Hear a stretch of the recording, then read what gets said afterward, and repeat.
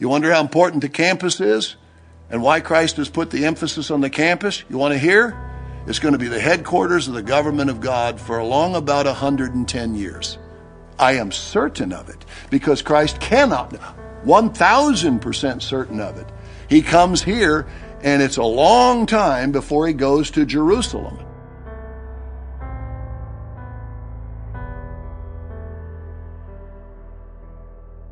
There are those verses about a hyperwatch. So the question becomes, should the church this year enter the hyperwatch, if you will? Again, my word.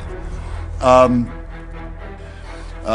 I want to address the subject of this spring. Now, I'm not going to announce one spring or another, but I'm going to tell you a few things that would suggest a kind of a picture, and then we'll go from there. And I'm going to do it relatively quickly.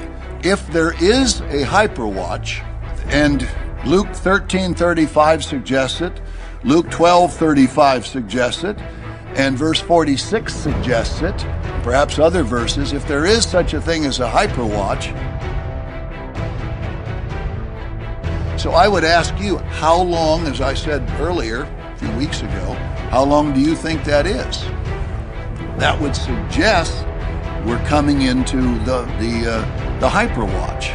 It's a space of time. Daniel has been explained correctly. And the next verse says the fire's coming. Many shall be purified, made white, and tried. That's the Baal event. By now we surely all know that.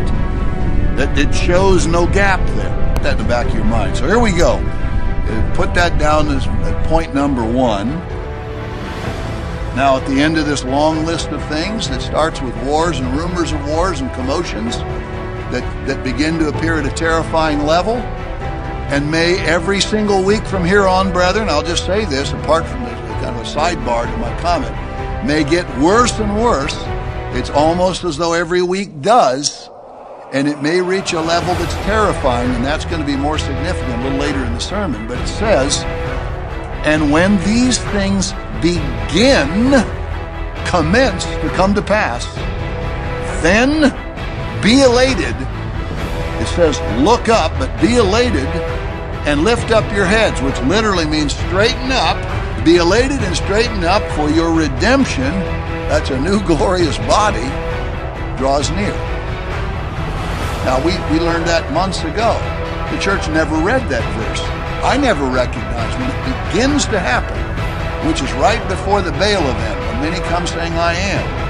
You're close. If there is such a thing as a hyperwatch, then it suggests that at the end of the age, there would be a way to know which spring it is. So that becomes its own point. You give it the value you wish to assign it. So again, we have learned in this extraordinary series from God, who is guiding, I'm not guiding us, that I know I speak on his authority. And it will happen on the last day of unleavened bread, when God sends his armies, destroys the murderers, and burns the city. You see if you believe God would let this message be wrong. Do you think God would let me or anybody in my role foul that up?